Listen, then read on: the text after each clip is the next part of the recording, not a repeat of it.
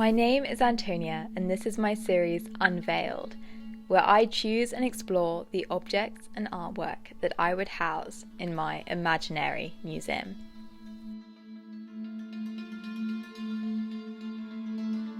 In this first episode, the galleries are all empty, save for one Roman bust of a young man. The strongly defined marble shoulders and upper chest of the youth rise into the soft features of his inclined head, downturned in a show of innocent modesty, and covered in loose, wavy curls that frame his facial features. At first glance, this bust appears as both a stereotypical Roman portrait of an important figure and a bodiless classical statue of an ancient Greek god or hero. This sculpture, however, is simultaneously both and neither of these things. It is not just a one-off portrait of a prestigious young man, but rather an ancient collectible of the widespread cult of Antinous, a copy of his official portrait commissioned by the Emperor Hadrian, of Hadrian's Wall. Borrowed for my museum from the Ashmolean in Oxford, this piece is called the Bust of Antinous from Syria, and dates from around 130 AD. But who was Antinous, and why is this piece worthy of a place in the museum? Very little is known about the life of Antinous, which is surprising due to the vast number of his surviving statues, as well as his own city and Roman cult following. However, we do know that Antinous was part of the Emperor Hadrian's entourage when he drowned in the River Nile in 130 AD under suspicious circumstances. After his tragic death, the emperor commissioned a bust of his likeness, with copies spreading throughout the Roman Empire as cities began to worship the beautiful youth, morphing Antinous from a boy into a god.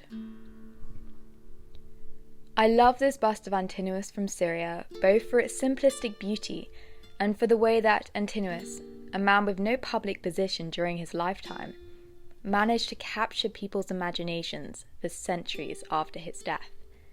In stark contrast to a culture that placed value on the wisdom that came with age, through his portrait, Antinous not only became the model for ideal male beauty, but rather a figure so perfect in his youth that he became immortal. It is this immortalization of his image, rather than his life, that captured my attention most.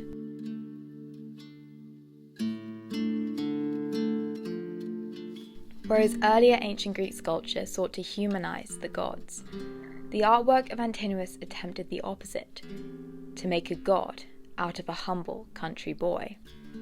The mystery of his life and death left viewers of his artwork free to want him or want to be him. This reminded me of modern-day models seen in advertisements who use their image to sell us a lifestyle, product, or an ideal. Every time we scroll through Instagram or flick through a magazine, we are faced with the same people promoting different trends on different days. What both Antinous and the models we admire today seem to have in common is an ability to constantly transform their image to suit the eye of the beholder, retaining the persuasiveness of their beauty. It is often said that beauty equals power, and in Antinous' case, it was artwork like the bust from Syria that captured his beauty, giving his image the power to enchant both ancient and modern audiences alike. Which for me raises the question, are we so very different from the Romans in our desire to have or consume the perceived beauty of others?